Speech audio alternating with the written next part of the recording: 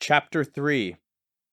Now the serpent was more subtle than any beast of the field which the Lord God had made.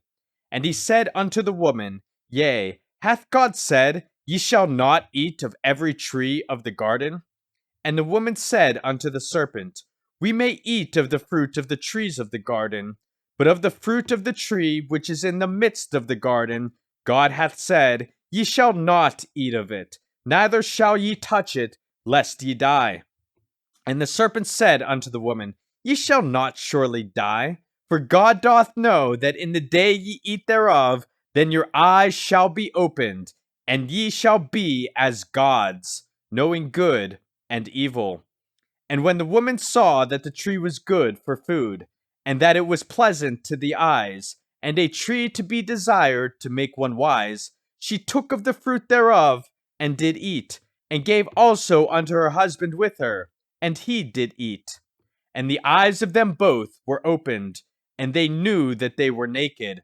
And they sewed fig leaves together, and made themselves aprons. And they heard the voice of the Lord God walking in the garden in the cool of the day. And Adam and his wife hid themselves from the presence of the Lord God amongst the trees of the garden. And the Lord God called unto Adam, and said unto him, Where art thou?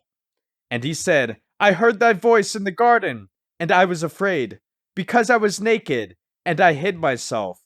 And he said, Who told thee that thou wast naked? Hast thou eaten of the tree whereof I commanded thee that thou shouldest not eat?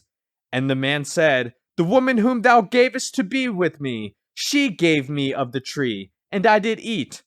And the Lord God said unto the woman, What is this that thou hast done? And the woman said, The serpent beguiled me, and I did eat. And the Lord God said unto the serpent, Because thou hast done this, thou art cursed above all cattle, and above every beast of the field. Upon thy belly shalt thou go, and dust shalt thou eat all the days of thy life. And I will put enmity between thee and the woman, and between thy seed and her seed. It shall bruise thy head, and thou shalt bruise his heel. Unto the woman he said, I will greatly multiply thy sorrow and thy conception. In sorrow thou shalt bring forth children, and thy desires shall be to thy husband, and he shall rule over thee. And unto Adam he said, Because thou hast hearkened unto the voice of thy wife, and hast eaten of the tree of which I commanded thee, saying, Thou shalt not eat of it, cursed is the ground for thy sake. In sorrow shalt thou eat of it all the days of thy life. Thorns also and thistles shall it bring forth to thee, and thou shalt eat the herb of the field. In the sweat of thy face shalt thou eat bread, till thou return unto the ground. For out of it was thou taken, for dust thou art, and unto dust shalt thou return. And Adam called his wife's name Eve, because she was the mother of all living. Unto Adam also and to his wife did the Lord God make coats of skins, and clothe them.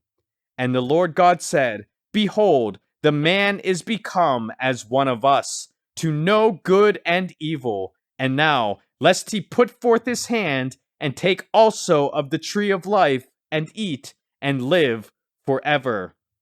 Therefore the Lord God sent him forth from the Garden of Eden, to till the ground from whence he was taken. So he drove out the man, and he placed at the east of the Garden of Eden cherubims, and a flaming sword which turned every way, to keep the way of the tree of life.